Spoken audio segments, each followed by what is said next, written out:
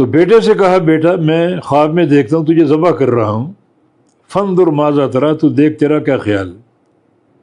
یہاں ایک اشکال بنتا ہے کہ بیٹے سے کیوں پوچھا؟ جب اللہ کا امر آ چکا، خواب دیکھ لی تو لے جاتے ذبح کرنا شروع کر دیتے، بیٹے سے کیوں پوچھا؟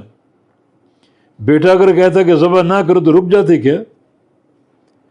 نہیں، بیٹے سے کیوں پوچھا؟ بیٹا غلام حلیم، بڑا بردبار، اطاعت کرنے والا، وفا شیاری کرنے والا، اس سے اس لیے پوچھا کہ وہ بھی اقرار اور اس بات کرے گا، اس بات کو مانے گا، تاکہ اس ابتلاء میں، اس امتحان میں بیٹا بھی شامل ہو جائے، میری طرح بیٹا بھی سرخرو ہو جائے۔ بغیر پوچھے چھری پھیر دیتے تو پتہ کیا پتہ بیٹا راضی تھا یا نہیں تھا، مجبور کیا گیا، مقہور کیا گیا، زبردستی ذبح کیا گیا، لیکن نہیں، ان سے پوچھا تاکہ ان کی رائے شامل ہو جائے، اور اس ابتلاء میں قیامت تک بیٹے کا نام بھی شامل ہو جائے۔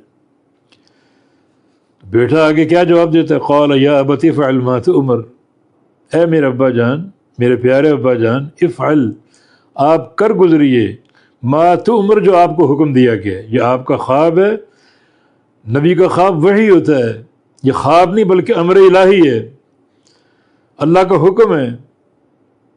جو حکم اللہ کا آپ کو ہوا، جو حکم آپ تک پہنچا، جو اللہ نے حکم دیا آپ کو، اس سے فوراً کر گزریے، تاخیر نہ کیجیے۔ ستجدنی انشاءاللہ من الصابرین، آپ پائیں گے مجھے انشاءاللہ صبر کرنے والوں میں سے، میں صبر کروں گا، غلام حلیم، تحمل کا مظاہرہ کروں گا، اس ابتلاء میں سرخرو ہو جاؤں گا، اور کوئی جزا فضا نہیں کروں گا، کسی قسم کا رونا دھونا نہیں کروں گا، نہ یہ معاملہ جبر و اکراہ پر ہے، بلکہ میری خوشی کے ساتھ اور شرح صدر کے ساتھ ہے، یہ اللہ کا حکم، آپ اس کو کر گزریے۔ ستجدنی، آپ پائیں گے مجھے انشاءاللہ من الصابرین، صبر کرنے والوں میں سے۔